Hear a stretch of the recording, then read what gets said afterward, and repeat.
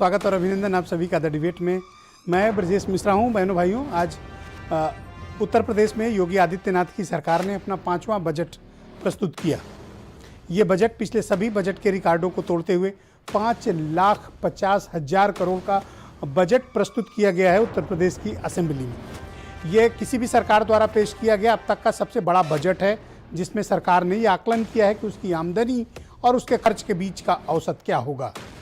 दरअसल उत्तर प्रदेश की सरकार ने इस बार कोशिश की है कि इंफ्रास्ट्रक्चर, फार्मर सेक्टर्स और विशेष तौर पर जो संसाधनगत मूलभूत ढांचे को लेकर खर्च है, इसको बढ़ाने का प्रयास करती हुई दिखी है।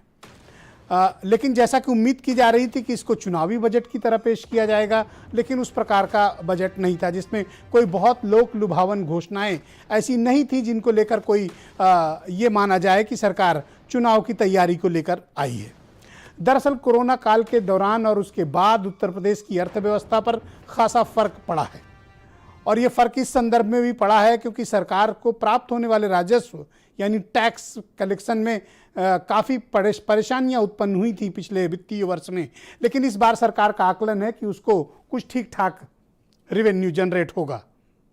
सबसे बड़ा रेवेन्यू का माध्यम जीएसटी और वैट से आने वाला पैसा है। वैट से जो पैसा आता है वो पेट्रोलियम प्रोडक्ट्स का होता है, जो राज्य सरकारों को डायरेक्ट मिलता है। आबकारी और दूसरे राजस्व टैक्सों के माध्यम से सरकार अपने बजट का साइज बढ़ाना चाहती है। तब जब लोगों ने उम्मीद की थी कि इस बजट को लेकर कोई बहुत बड़ी लोक लुभावन घोषणाएं होंगी, तो ऐसा कुछ न होकर सरकार ने अपनी पूर्ववर्ती जो योजनाएं हैं, पहले से चल रहे जो इंफ्रास्ट्रक्चर के कार्य हैं, उनमें पैसे लगाए हैं। स्वास्थ्य का बजट हो या हेल्थ का मसला हो, एजुकेशन हो और इंफ्रास्ट्रक्चर हो, इसमें कोशिश की सरकार ने कि वो अधिकतम पैसे दें। लेकिन इस बजट में सरकार दबाव में भी दिख रही है। दबाव इस संदर्भ में है क्योंकि उनके पास आमदनी के स्रोत सीमित होते जा रहे हैं। ऐसे में जो कमिटेड एक्सपेंडिचर है और सरकार जिनको इन्वेस्टमेंट को प्लान करके चल रही है, जो इंफ्रास्ट्रक्चर के प्रोजेक्ट्स, वो अत्यधिक पैसे की डिमांड करते हैं।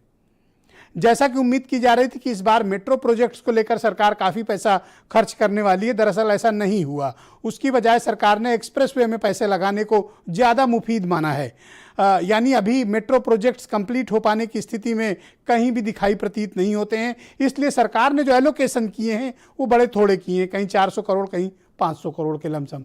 तो जाहिर सी बात है कि इतने पैसे से कोई काम बनने वाला नहीं है। तो इसके मुकाबले सरकार ने एक्सप्रेसवे पर पैसा लगाना ज़्यादा बेहतर समझा है, जिसमें पूर्वांचल और गंगा एक्सप्रेसवे और बुंदेलखंड एक्सप्रेसवे मुख्य तौर पर शामिल है। चूंकि ये चुनावी वर्ष है और सरकार को ये दिखाना है कि उसने इंफ्रास्ट्रक्चर पर काम किए हैं, जो कि अभी भी विपक्षी सवाल हमेशा उठाता है कि 4 सालों में इंफ्रास्ट्रक्चर का कोई बड़ा माइलस्टोन ये मौजूदा हुकूमत अचीव नहीं कर पाई है। लिहाजा इस सरकार के सामने चुनाव में जाते वक्त इस बात की चुनौती होगी कि जो 25 मेडिकल कॉलेज कमिट किए थे उनमें कितने बने, जो एक्सप्रेसवेज कमिट किए थे उसमें कितने बने, ऑपरेशनल कितने हैं, मेट्रोज जो कमिट किए गए थे वो कितने बने, क्या चले। बाल विकास पुष्टाहार को लेकर जो योजनाएं चल रही थी, कुपोषण के खिलाफ जो अभियान चल रहा था, उसको गहरा धक्का लगा है। सिर्फ 400 कुछ करोड़ रुपए गवर्नमेंट ने स्वीकृत किए हैं, जबकि इसमें कम से कम 3,000 करोड़ का आमतौर पर बजट पिछली हुकूमतें रखती आई हैं और ये सरकार भी रखती आई है। लेकिन इस बजट में वो चीज़ गायब देखने को मिली है। शिक्षा के क्षेत्र में भी कोई बहुत चमत्कारिक तौर पर इसका प्रस्तुत नहीं किया गया है कि किस प्रकार से शिक्षा के क्षेत्र में कोई बड़ा बजटरी एलोकेशन नहीं है। साइज भले ही इसका 5,50,000 करोड़ हो, लेकिन इस बजट में क्रांतिकारी, लोक लुभावन और जनता को छूने वाली कोई ऐसी चीज प्रतीत नहीं हुई। यह बजट कुछ आम बजटों जैसा था। सरकार का दावा है कि उसका पहला बजट किसानों के लिए, दूसरा बजट महिलाओं के लिए, तीसरा बजट बेरोजगारों के लिए, युवकों के लिए और चौथा बजट और उसके बाद फिर बजट जो आए हैं वो इंफ्रास्ट्रक्चर डेवलपमेंट के लिए हैं। लेकिन क्या इतने फंड से, इतने अवेलेबल संसाधनों से क्या वाकई में उत्तर प्रदेश जैसे विशाल राज्य का इंफ्रास्ट्रक्चर को मजबूत किया जाएगा? शायद मुश्किल होगा। यह उम्मीद की जा रही थी कि पीडब्ल्यूडी का बजट बड़ा होगा, लेकिन उसका साइज सिर्फ 12,000 करोड़ के लमसम रखा गया। उससे कहीं ज़्यादा पैसा एक्सप्रेसवेज में खर्च किया जा रहा है, जो संपूर्ण पीडब्ल्यूडी का बजट है। सिंचाई में उम्मीद की जा रही थी कि उसके बजट को लेकर कुछ होगा, लेकिन उसको एक बड़े बजट के तौर पर प्रस्तुत किया गया और उसका इंफ्रास्ट्रक्चर लेवल बड़ा है। तो क्या वाकई में इस सरकार ने इस बजट का जो प्रस्तुत किया तो युवाओं के लिए प्रति कोई सोच है? क्या नई नौकरियां देने का और उसके सृजन करने का कोई कमिटमेंट इस बजट में दिखता है? क्या किसानों के लिए कुछ क्रांतिकारी कदम उठाए गए हैं? क्या ऐसा इस बजट में दिखता है? जब सरकार सदन के भीतर यह दावा कर रही है कि वो किसानों की आमदनी दोगुनी करेगी, तो क्या वो बजट में रिफ्लेक्ट होता है? शायद नहीं होता है। किसानों की आमदनी कैसे दोगुनी होगी जब इस प्रदेश का 48 लाख गन्ना किसान, जो पूरे देश का 51% गन्ना उत्पादन करता है और 38% पूरे देश में पैदा होने वाली चीनी सिर्फ उत्तर प्रदेश में पैदा होती है, उसके बावजूद 4 सालों से रेट नहीं बढ़ाए गए? क्या बजट में उसका कोई प्रोविजन किया गया है कि उसको कैसे कंपनसेट किया गया? शायद नहीं किया गया है। तो कैसे मान लें कि ये बजट किसानों के लिए है? पूरे देश में सबसे अधिक बिजली की दर कहीं है, सबसे महंगी बिजली पूरे देश में अगर कहीं है तो उत्तर प्रदेश में है।